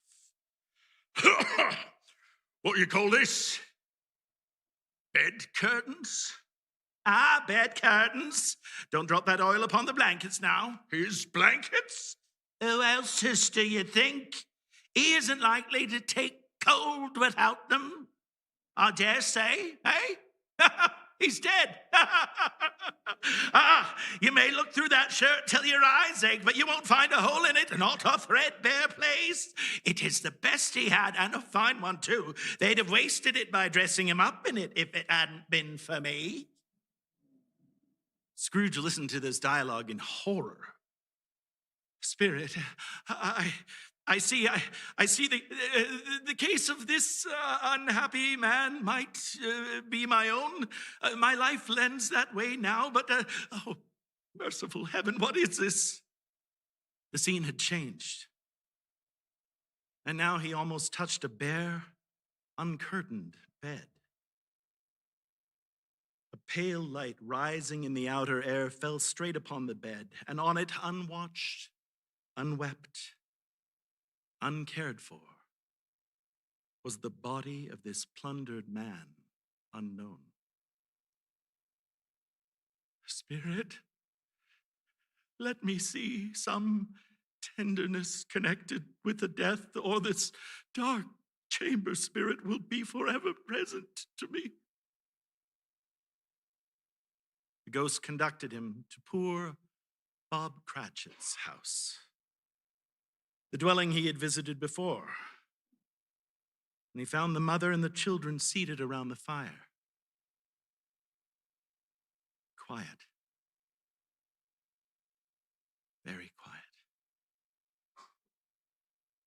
noisy little Cratchits were as still as statues as in one corner, and sat looking up at Peter, who had the book before them. The mother and her daughters were engaged in needlework, but surely they were very quiet. And he took a child and set him in the midst of them.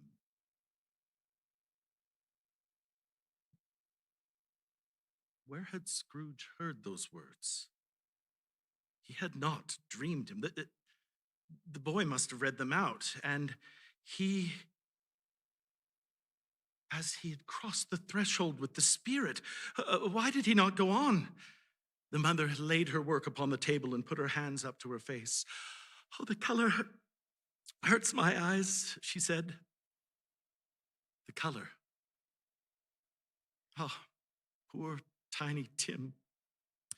They're better now. It makes them weak by candlelight, and I wouldn't want to show weak eyes to your father when he comes home for the world. Oh, it must be near his time. Past it, rather, Peter said, shutting his book. But I think he walked a little slower than he used these last few evenings, Mother. I have known him to walk with Tiny Tim upon his shoulder very fast indeed. And so had I, said Peter, often. And so had I, exclaimed another. So had all. But he was very light to carry. And his father loved him so that he was no trouble. He was no trouble at all. Oh, there's your father at the door. She hurried out to meet him. And little Bob, in his comforter, he had need of it, poor fellow, came in. His tea was ready for him on the hob, and they all tried who should help him to it most. Then the two young Cratchits got up upon his knees and laid each child a little cheek against his face, as if they said, "Don't mind it, Father. Don't be grieved." Bob was very cheerful with them. He spoke pleasantly to all the family. He looked at the work upon the table and praised the industry and speed of Mrs. Cratchit and the girls. They would be done long before Sunday, he said. "Oh, Sunday? You went today then, Robert?" "Oh, yes, my dear," returned Bob. "I wish you could have gone. It would have done you good to see what a green place it is. But you'll see it often. I promised him that I would walk there on a Sunday. My little child."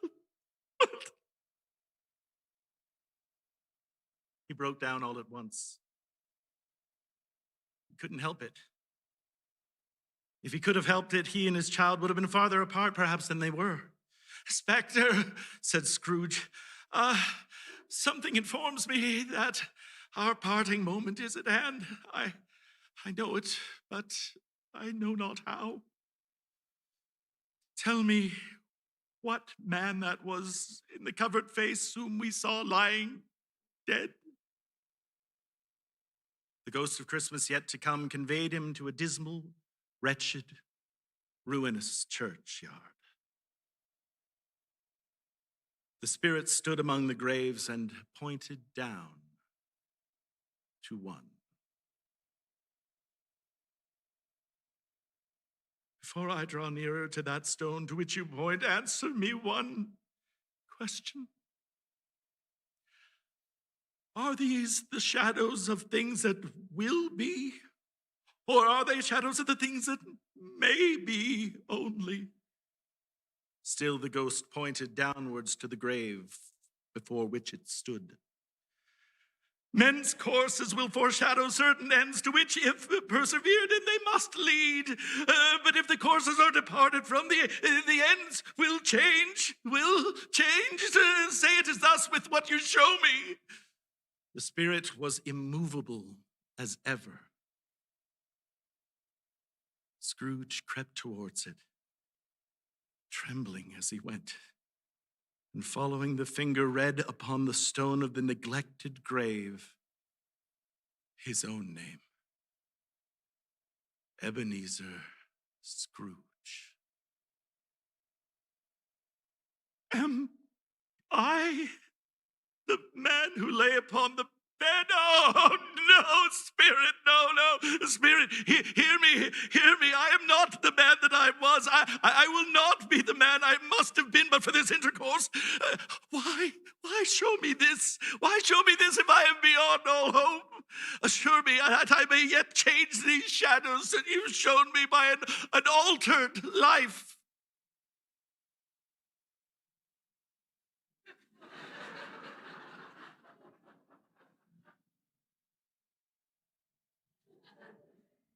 For the first time, the kind hand faltered. I will honor Christmas in my heart and try to keep it all the year. I will live in the past, the present, and the future, that the spirits of all three shall strive within me. I will not shut out the lessons they teach. Oh, tell me that I may sponge away the writing on this stone.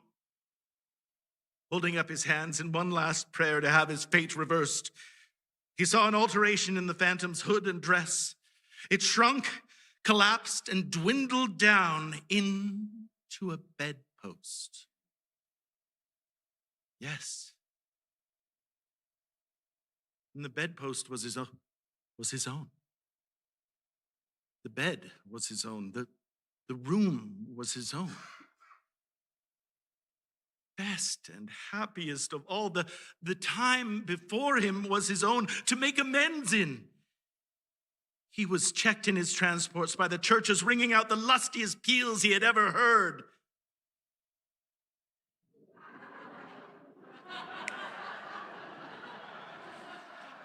Running to the window, he opened it. He put out his head. No fog, no mist, clear, bright, shining, stirring, golden day. What's today? Cried Scrooge, calling downward to a boy in Sunday clothes who perhaps had loitered in to look about him. Eh? What's today, my fine fellow? Today? Why, it's Christmas Day. It's Christmas Day. I haven't missed it. Hello, my fine fellow. Hello. Do you know the poulterers at the next street but one at the corner? Oh, I should hope I did. An intelligent boy. Remarkable boy. Do you know whether they've sold the prize turkey that was hanging up there? Not the little prize turkey, the big one? The one as big as me? What a delightful boy. It's a pleasure to talk to him. Yes, my buck. It's hanging there now. It is? Go and buy it. Whoa, exclaimed the boy. No. I am in earnest. Go and buy it and tell them to bring it here that I may give them the direction on where to take it. Come back with the man and I'll give you a shilling. Come back in less than 5 minutes and I'll give you a half a crown. The boy was off like a shot. I'll send it to Bob Cratchit's. He shan't know who sends it. It's the size of Tiny Tim. The hand in which he wrote the address was not a steady one, but write it he did somehow, and went downstairs to open the street door, ready for the coming of the poulterer's man. Oh, it was a turkey. He never could have stood upon his legs, that bird. He would have snapped him off in a minute like sticks of sealing wax. He dressed himself all in his best and at last got out into the streets. The people were by this time pouring forth as he had seen them with the ghost of Christmas present, and walking with his hands behind him, Scrooge regarded everyone with a delighted smile. He looked so irresistibly pleasant, in a word, that 3 or 4 good-humored fellows said, "Good morning, Merry Christmas to you, sir." And Scrooge said often afterwards that of all the blithe sounds he had ever heard, those were the blithest in his ears. In the afternoon, he turned the steps towards his nephew's house. He passed the door a dozen times before he had the courage to go up and knock. But he made a dash and did it. "Is your master at home, my dear?" said Scrooge to the girl. Nice girl. Very. Yes, sir. Where is he, my love? Oh, he's in the dining room along with the mistress. He knows me, said Scrooge with his hand already on the dining room lock. I'll go in here. Thank you, my dear. Fred! Oh, bless my soul, said Fred. Who is that? It's I, your Uncle Scrooge. I have come to dinner. Will you let me in, Fred? Let him in? It's a mercy he didn't shake his arm off. He was at home in 5 minutes. Nothing could be heartier. His niece looked just the same. So did Topper when he came. So did the plump sister when she came. So did everyone when they came. Wonderful party, wonderful games, wonderful unanimity, wonderful happiness. But he was early in the office the next morning. Oh, he was early there. If he could only be there first and catch Bob Cratchit coming late. That was the thing he set his heart upon. And he did it. The clock struck 9. No Bob. 1:15. No Bob. Bob was a full 18.5 minutes behind his time. Bob's hat was off before he opened the door, his comforter too. He was on his stool in a jiffy, driving away with his pen as if he were trying to overtake 9 o'clock. Hello, growled Scrooge in his accustomed voice as near as he could feign it. What do you mean coming here at this time of day? I'm very sorry, sir.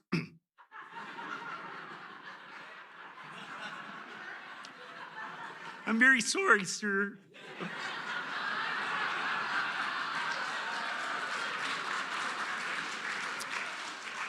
I'm very sorry, sir. I'm behind my time. You are? Yes. I should think you are. Step this way, if you please. It was only once a year, sir. It shan't be repeated. I was making rather merry yesterday. Now, I'll tell you what, my friend. I am not going to stand for this type of thing any longer. And therefore, Scrooge continued, leaping from his stool and giving Bob such a dig in his waistcoat that he staggered back into the tank again. And therefore, I am about to raise your salary. Bob trembled and he got a little nearer to the ruler. A Merry Christmas, Bob, said Scrooge with an earnestness that could not be mistaken as he clapped him on the back. A merrier Christmas, Bob, my good fellow, than I have ever given you for many a year. I will raise your salary. I will endeavor to assist your struggling family, and we will discuss your affairs this very afternoon over a Christmas bowl of smoking bishop, Bob. Make up the fires and buy a second coal scuttle before you dot another I, Bob Cratchit. Well, Scrooge was better than his word. He did it all and infinitely more. And to Tiny Tim, who did not die, he was a second father. He became as good a friend, as good a master, and as good a man as the good old city knew, or any other good city, town, or borough in the good old world. Some people laughed to see the alteration in him, but his own heart laughed, and that was quite enough for him. He had no further intercourse with spirits, but lived in that respect on the total abstinence principle ever afterwards. And it was always said of him that he knew how to keep Christmas well, if any man alive possessed that knowledge. May that be truly said of us and all of us. And so, as Tiny Tim observed, God bless us, everyone.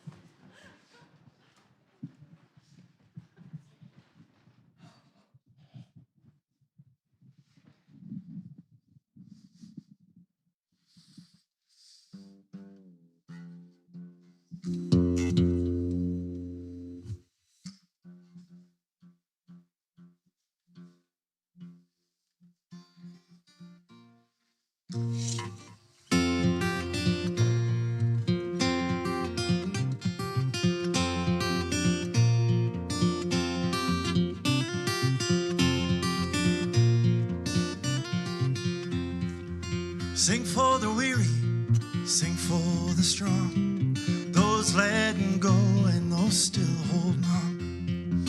Sing for the lost and sing for the found. Sing, only love can save us now.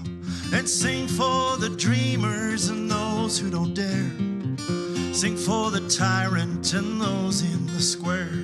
Sing for the soul that never backs down. Sing, only love can save us now. Let all the bells ring. Let all the angels sing. Let them all tell of one thing. Only love. Yeah, only love can save us now.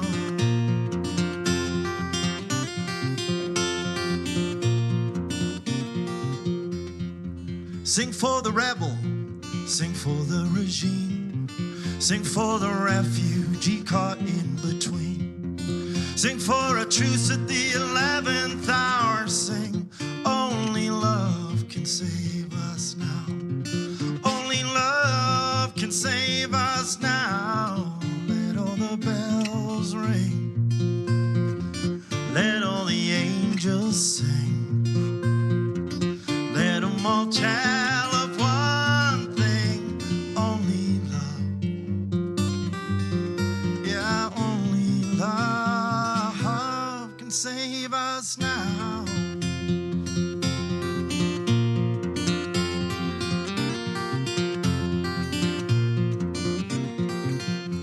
So sing from the taverns and sing from the hills. Sing from the towers and windowsills. Sing for the president, sing for the king. Sing for your children, but above all sing. Sing it on out and sing it out loud. Sing, only love can save us now. Only love can save us now. Only love can save us now. Thank you very much.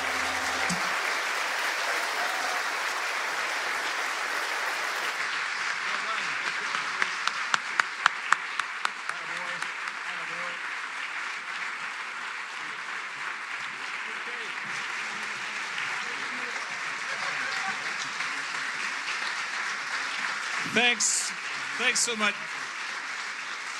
You've been the most patient audience on those hard pews all night.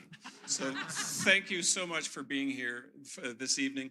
I want to thank the Waiting for Guffman Theater group we put together here tonight, and for Greg on piano. John Pentland is here somewhere. He wants to come up and say a couple of words. Here he is. Here he is now. Great. I would like to invite you to please rise and show your appreciation for these folks.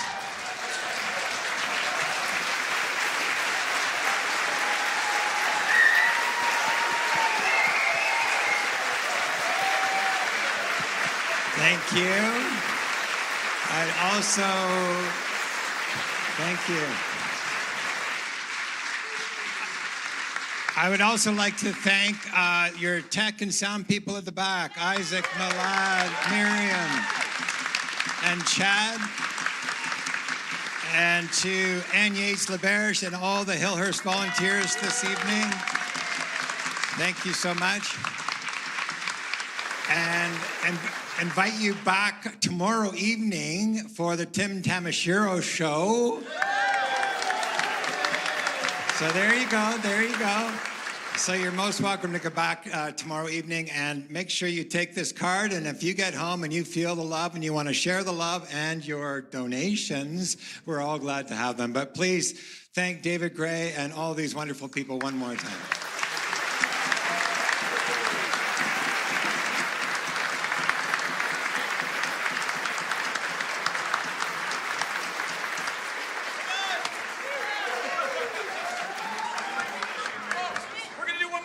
Would you sing with us? Yes.